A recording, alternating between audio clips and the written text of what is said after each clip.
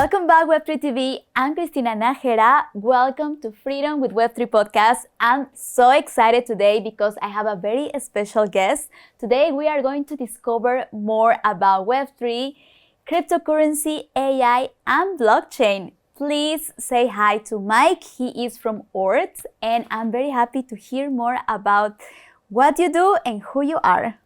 Lovely. Delighted to be here. Thank you very much, Cristina and Web3 TV. Yes, I'm very excited to hear more. You have a very interesting story, so could you like to start sharing more about that? Yeah, where do you want me to start? Because it's like all over the place, my story. Should I just dive into Ort or? I would love to know, how did you start your crypto journey? Very interesting. So I did an unconventional approach. Instead of going back to school to get a master's, I did an apprenticeship. My business partner was old Washingtonian.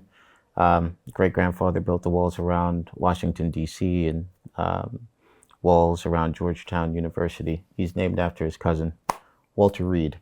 So he brought me into large international infrastructure financing and impressed upon me the importance of research, macro trends research.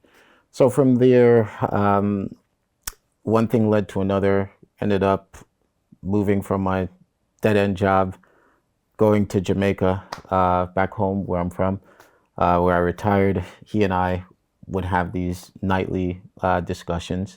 And one thing led to another. It was about the monetary policy from the Fed.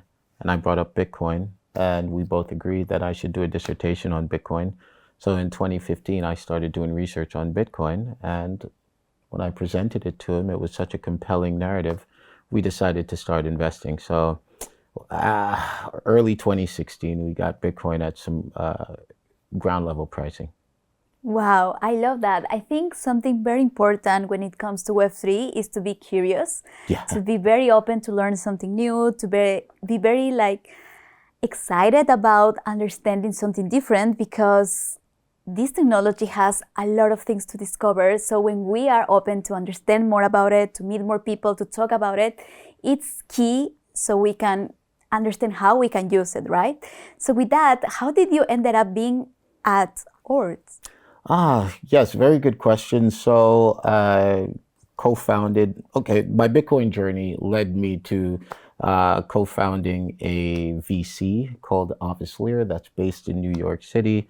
Ort is one of our portfolio companies, and Dr. Max Lee, professor at Columbia University, and the other co-founder, his partner, Dr. Sean Yang, they both approached me and asked me if I want to play a role as the chairman for the foundation, utilizing my resources and working close with the team. Yeah, of course, I accepted.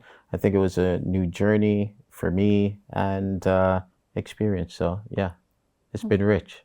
Wow, yeah, very excited. Would you like to share more about the VC part? How did you start? Yeah, so one thing led to another. It's just, when you're on this journey, I call myself like just being a leaf in the wind of God, right?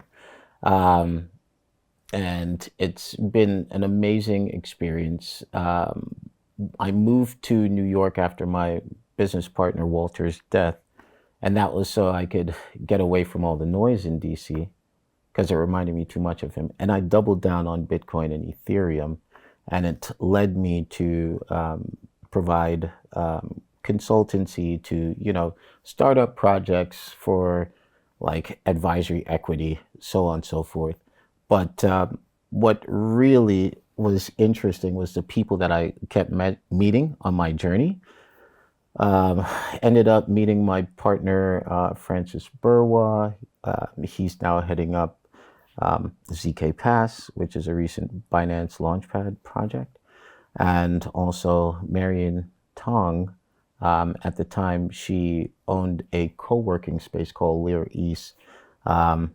We began a collaboration together, and one of our companies on my end was absorbed by Lear East, and we begin owning this co-working space, at which we transformed from just a technology space to now a Web3 dedicated co-working space, and then COVID hits.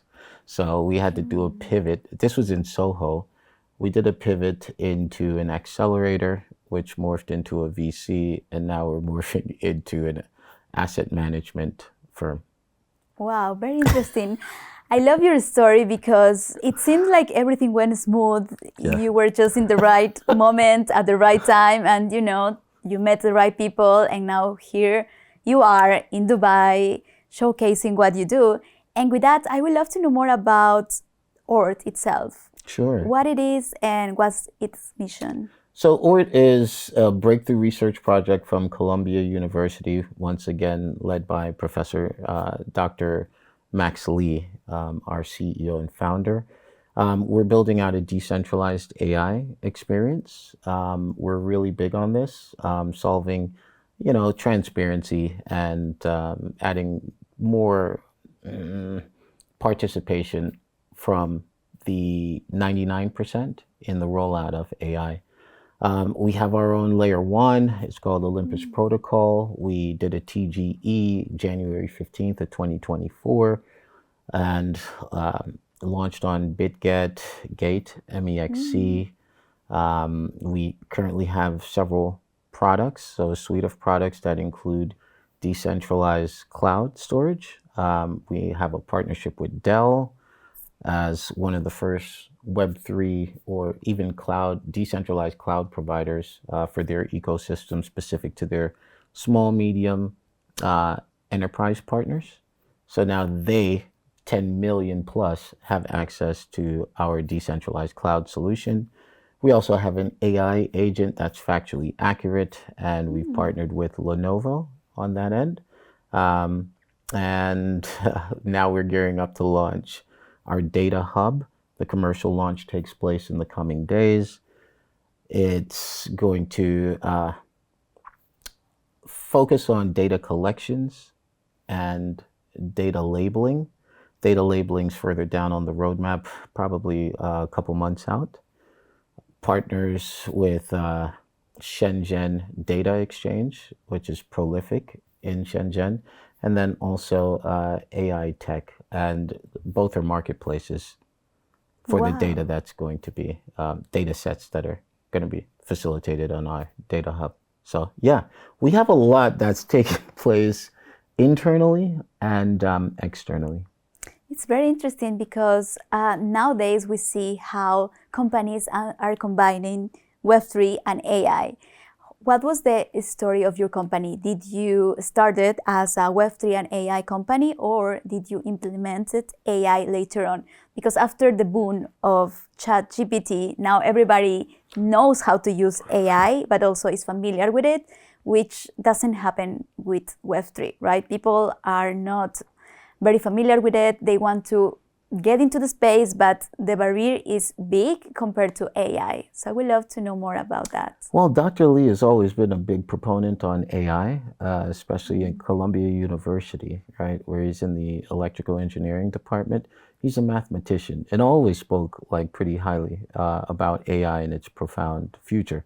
So it was only natural for us to combine AI and blockchain, because the data, the provenance, the transparency, and integrating the AI into our narrative. It was very fortunate for us that this was what we started with and what our plan was. To see that, what took place in 2022 with these Web3 companies like Luna, unfortunately, and, FTX, it made a lot of the institutions and players basically pivot to AI, which, that was what we were really interested in from onset. So yeah, that was extreme validation internally on our approach externally. Wow, very interesting. And since you came here for events, how is it going? What are the main takeaways that you had from this journey in Dubai? Oh man, so I've been coming to Dubai for several years now. This is my 6th time, and I'm really impressed by how resilient and more mature the Web3 ecosystem has grown and become, where, in the past you might have some skepticism with, potential scammers, right? Now I think a lot of that's been removed. And a lot more vetting has been taking place. Now I'm looking at Dubai as the hub for brain capital arbitrage, and just more opportunities to actually accelerate the Web3 space. I've seen recently too policies that have been rolled out by the Dubai government that are more favorable towards crypto, like, no taxes on transactions. That's a boon to the ecosystem. And also the real estate business is booming here, and now they also accept crypto. Yes, what else would you like to see? And with that, I would love to know, Mike, can freedom be in Web3? I think that's a very good question. I believe this is the opportunity to build our legacy, and to do so, a lot of ego has to be removed, because we're really building a legacy for the next generation. Yes. And with that comes a lot of introspect, research as well, historical points of reference, which I'm currently seeing is lacked. There's a lot of opportunists or opportunistic, I would say, experiences taking place in the Web3 space. So I always go back to Bitcoin and what it meant for, people on an economic freedom scale. To be free, you definitely have to be economically free. And you have to be informed. And intellectually curious. So I think this is such a dynamic market that it can offer the three, but it will definitely start with introspect and people really understanding what legacy that they are going to be leaving behind, because life is fleeting. It's very short, right? Yes. You blink, you never know. I blinked and now I'm much older. Yes, we need to be very consistent with what we do, what we think, what we feel, and what we are actually like doing every single day. So with that, I would love to know what freedom means to you, Mike. Oh man, freedom. Geez, like it just means getting my time back, my life back, health, the ability to research and keep up with markets, see my family, and just focus on the things that matter, which are typically freedom. So yes, that's really what it means to me. I think for now, I feel pretty free, and just really excited about what we're building out, right? Keeping cognizant of, our reality and the current state of big tech. We've got a long way to go, but what's really cool is now we have the community that can play a role. 100%. And also something very interesting that you mentioned is legacy. Which legacy do you want to leave, Mike? Oh man, Cristina, you're asking all the the tough questions. So I think I would like to leave a legacy of a humanitarian, one that was really careful about adding value. So in all my relationships, I make sure value is added, right? It's typically not transactional. And one that was filled with integrity, right? Morals, values, because it's very easy to not have that in this space. And one that was an innovator, right? A polymath. Yeah. Wow. Congratulations. I love that you have a clear point, a clear path of what you want to do and how you will do it. And with that, I would love to know more about Dubai, this region, because your company is more based in the US. and now you are here. How do you see the differences between this region and the US, and how Ort is expanding here? So, yeah, it's the beauty here is that we're truly international, right? Especially in Web3 or crypto. So the US experience, now after being in Asia for like 4 months, realizing that it's quite conservative. But, it's good. We're definitely in a bit of an echo chamber. However, these chambers move around at conferences.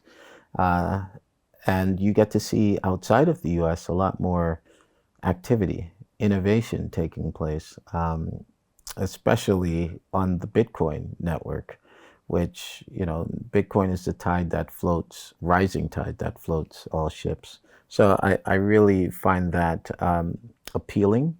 I love the conversation that I get to have in Dubai.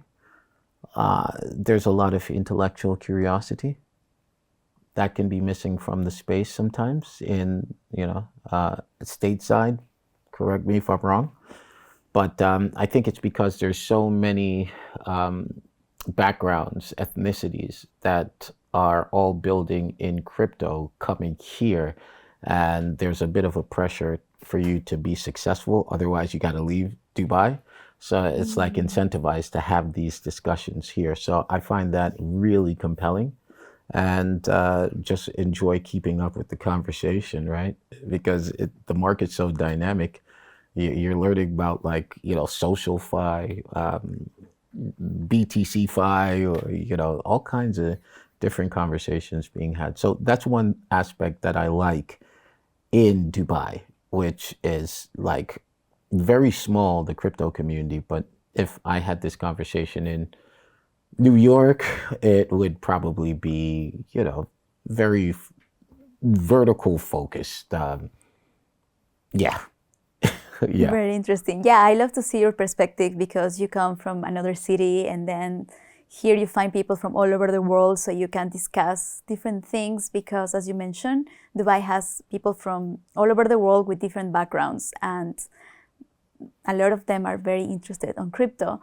Yeah. As at least I see it every single day, there is something to do with crypto. Either it's a small meetup or a big event like the ones we had last week. Yeah, it's nonstop here. Yeah, how was your experience on the events last week? The events were very interesting. Met up with some friends and met some new friends.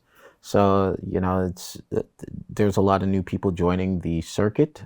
And that, I think, is also telling of, it feels like we're in a bull market, right? Based on the euphoria that you're seeing at these events. I noticed the Binance Dubai event, though, was a bit more maybe Dubai-centric. And that's cool because it's a fairly recent event, right?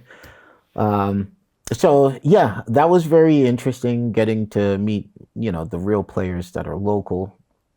So that was good. Great conversation, insight, and I'm looking forward to, the next real event that I need to attend in Dubai. I guess that's going to be Token 2049. Yeah, it's coming. And also we have the Bitcoin Mina. Bitcoin You need Mina. to be here. You are a Bitcoin lover, so I invite you to come. You should definitely attend this event. It will be in Abu Dhabi. So Oh, really? take a look at that. Yes. Is that in December 4th? Yes, it's in December. I will send you the invite because I'm a ambassador. So I'm happy to answer any questions you may have. I'm attracting a lot of Bitcoin lovers. So if you're a Bitcoin lover, please send me a DM. I can give you a discount if you want to get a ticket. So yes, you are invited. Oh man, that's incredible. Yeah, I share it with my Bitcoin friends. I've got a lot of friends that are building on Bitcoin right now. Yes, I would love to know more about that because I feel there is a lot of interest on Bitcoin, especially after El Salvador adopted Bitcoin as a currency, which is crazy, which I love because now people understand that this is real and this is not a scam. This is something that people are taking seriously and people can go and buy things in a city or in a country like El Salvador. So it's not just something that it's used for certain things. Now it's a currency of a country. So I would love to know more about what is exciting now on Bitcoin. So there's a lot of excitement around Bitcoin, and first, on a macro scale, as a researcher, you take a look at the markets. Central banks are printing. As long as they're printing, Bitcoin's going to be valuable. And just recently, the Feds just cut interest rates, right? So that just means more money printing. Also, Bitcoin's 16 years old now, and we only recently, as of 2023, created a new token standard on Bitcoin. I think it's very cool because now you're actually embedding data into a Satoshi. So you have 100 million Satoshis that make one Bitcoin, similar to like 100 pennies to make $1. And now you can embed data into each penny and make it unique and tradable. And that penny might be valued in hundreds of dollars. That's essentially what's taking place with the Satoshis. So now a lot of activities taking place on chain, and what we're seeing is layer 2s now coming on the scene. And one of the really cool projects that I've been watching closely is Tap Protocol. They're building on the layer 1, right? And facilitating DeFi on layer 1. So imagine the endorsement of Wall Street, BlackRock now rolling out ETFs and several other institutional products in ETFs, right? That deep liquidity, what that will mean for the future of Bitcoin as an asset class, and also development on chain. I think alt season is going to be much different this year, or moving forward, because before we didn't have a token standard on Bitcoin. So you actually got out of the Bitcoin ecosystem into these other alt chains. But moving forward, there's no reason to leave Bitcoin. It goes down into the new coins that are on Bitcoin. Yeah. Wow, that's a very interesting moment for Bitcoin, especially the next bull market. So how do you see the market? As you mentioned, at events, it seems like we are in the bull market. However, what's your perspective on that? Oh man, I don't even think we have seen anything yet, but we're definitely in a bull market and a bull trend. We're trading 68K sideways. I remember like last year, we were at 15K, and it was early last year, and I was looking at the development on chain with the BRCs and the ordinals, and I was like, no way, look at all this activity. We're in a bull market. And sure enough, we kept going up. So just recently, start the year, we had the ETF announcement by BlackRock, which was like, that was a fiasco as well. But it worked out, and now we're trading sideways at 68K. All right. A lot of people think that this is bearish. I don't know why. It's very bullish because, Bitcoin is a bit of elastic movement. And right now we're seeing much consolidation take place at 68K. So we're basically most likely waiting on the election results. Again, another macro trend. If Kamala wins, I think we're going to see a dip. And then a few months later, a shot up. If Trump wins, it's probably going to be a bit euphoric, and you should see some price action there. But yeah, I think we are moving towards, dare I say, 100K Bitcoin. And we're going to have 100K Bitcoin parties. So I think like in the future, your grandkids are going to ask you, where were you when Bitcoin hit 100K? I'm going to say, I threw my own party. Yeah.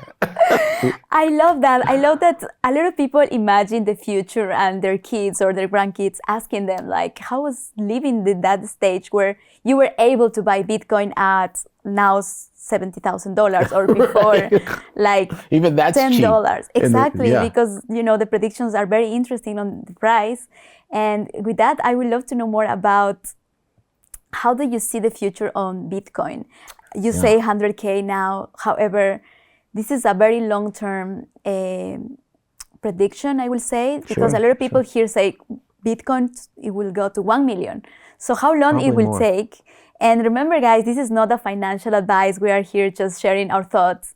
always do your own research. I love this phrase, Dior, do your own research. And you are a researcher. So would you like to share more? How do you do your research? Because I think that's something very important for people to do. You know, it's crazy. So it's something that Walter impressed upon me when he was still alive, my business partner that I did the apprenticeship with. And he would tell me, you know, first you got to take a look at mainstream media. And sadly in America, you know, there's like 6 corporations that control the news. So if you're getting your information from them, you're getting last year's news today. So we would always look at independent investigative journalists, alternative sources as well, and post his, you know, transition, I've been able to consolidate this group of like well-informed journalists that I follow consistently. A decade plus, and they've been very strong. Like I like aggregated sources. Like you could go to a website that has an aggregate of like independent investigative journalists, and they put their news on those websites. It's very insightful. So I typically use that to help me see much further than the average person. So what I'm seeing coming down the pike is governments are most likely going to adopt Bitcoin as either reserve or the equivalent of their gold standard, right? So imagine the energy and the cost to move gold from point A to point B, and you compare that to moving Bitcoin on chain. Transaction, you get the transaction hash, you can send it to the recipient. Oh, it's going to be there in like 5 minutes. Now with like Taproot upgrade and more to come, we're seeing transactions move much faster. So you're sending billions of dollars in like under a minute, 10 minutes compared to how we're moving money at the moment. I think that's a game changer, and Bitcoin is really facilitating this change. 100%. And I feel that you can explain this in a very easy way, because people like to overcomplicate things.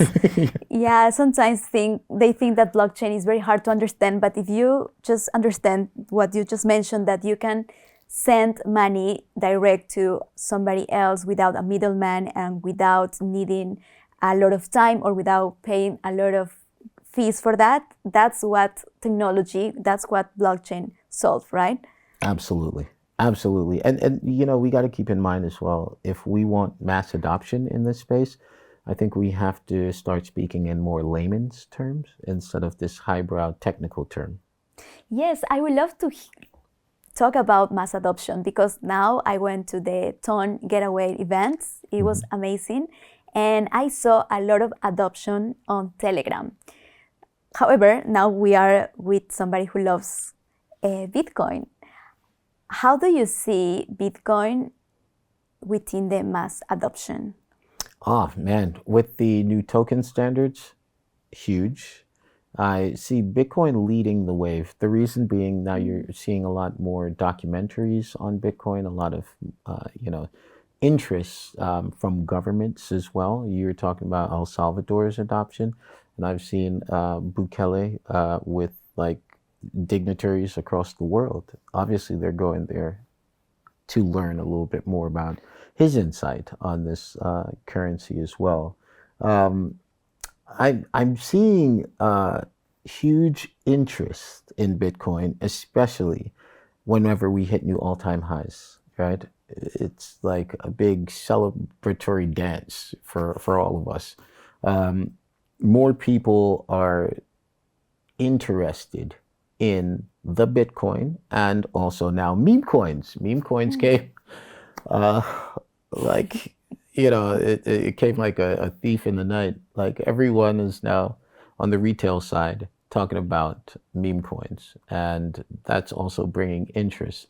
However, there's a lot of value extraction that takes place on the meme coin side, but then you also have like founders that are really building quality projects, and it's hard to differentiate as like from retail, like which meme coin is going to be valuable, because so many are launched. but it is driving interest. I just want the founders of meme coins to keep in mind that, you know, you are really moderating or helping onboard like new retail into this space. So let's just really be kind to them, as kind as we can, to like just make it fun for them to learn, right? Because if they have a bad experience, of course, they're not coming back. Yes, and talking about meme coins, I heard some VCs are exploring these markets. And since you are a VC as well, I would love to hear your thoughts on that. Yeah, I've been seeing that, and I was surprised by it. You know, I was able to meet a meme coin team, and they were really insightful with like the meme coin culture and degens, and like how thoughtful they were, this team, on like helping people get like adopted into the crypto space, and then rewarding them for participating in like engagement activities. So I believe that there is a future in memes, and most likely regulations coming in memes because of the rug pulls, you know, the bad actors. It's Yes. kind of like ICOs, right? Like I remember that I thought that was the greatest thing ever. And then you had bad actors that, you know, it took people's money, didn't build anything. And now here comes the regulations. Now we've transitioned from ICOs to now like fear mints or fear launch projects, which I think that's even better as well. But yeah, I think memes are going to serve their role in this future, and it's going to be really interesting because someone is going to develop a value add meme that is going to outperform the current meme market, and we're just waiting for that. Yes, let's see how it goes. And with that, I would love to hear your thoughts on airdrops. What do you think about that? Airdrops are brilliant. Airdrops are a beautiful way to create community and reward people, community members, for participating in, you know, early stages of your projects. So I like the way Uniswap did it. I think Magic Eden's gearing up for one right now, which is like really interesting. Because, you know, with the ordinal side, I've been like utilizing Magic Eden to acquire like some of these ordinals. So based on the activity, I think you earn ME, whatever that's going to look like. So yeah, it's a good way to reward the community activity, the role that they play in, you know, the on-chain activity in your ecosystem. Interesting. Thanks for sharing, Mike. And last question, as a VC, how do you choose the projects you would like to invest in? Yeah, very good. Well, we have a IC, so like internal investment committee, but it's really about conviction. And to really establish that conviction, sure, you have to find, you know, areas in the market that are broken and a qualified team that can fix that. We are very bullish on technology founders at Avislayer. So having a background in tech, Tech. and bridging that into the Web3 space, I think that's very good. But, you know, really what it boils down to is sometimes you have to get like really into hanging out with that founder, getting to know the person, because essentially you're investing in the founder, right? And you have to see their vision. And it's really interesting because a lot of that is mental. They have the idea and they just want your assistance to bring it into reality. So understanding the person is going to be probably an advanced step in, yeah, that decision making. But that's what I enjoy doing. Nice. Thank you, Mike. We learned so much from you today. It was a pleasure having you. Thank you. I know you have a flight to catch, so I don't want to keep you longer. But it was a pleasure. Thank you again, and happy to see you again once you are back in Dubai for the MENA Bitcoin MENA event. Possibly. Yes. Thank you very much. Please do share more on that so I can share that with my friends as well. Perfect. Thank you, And how Cristina. people can find you, how they can know more about you and what you do and your upcoming projects. So you can find me on Twitter at OORTCHAIR. So Ortchair. I'm also on Telegram at BLEEKER8. So those are my two contacts. Perfect. Thank you, Mike. It was a pleasure. Have a Thank lovely you. day. And thank you for watching. Remember to share this with your friends because everybody deserves to know more about Web3, AI, cryptocurrency, and blockchain. I'm Cristina Najera. See you next time. Lovely.